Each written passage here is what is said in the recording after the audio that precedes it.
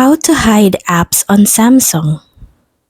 I'm going to show you how you can hide and unhide the apps on your Samsung device. This is if you don't want your apps to appear on your home screen, but you don't want to uninstall anything on your phone. So the first thing that you're gonna do is to open your settings, scroll down to select home screen, and then select hide apps on home screen. Here, you can see the list of the apps installed on your device. Now you can choose which apps you would like to hide on your phone.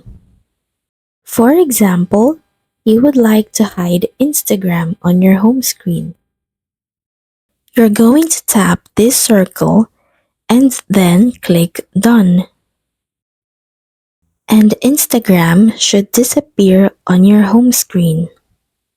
Now, if you wish to unhide the app on your Samsung device, just go back to Settings and select Hide Apps on Home Screen once more, and then click on the app that you have selected earlier, and then click Done.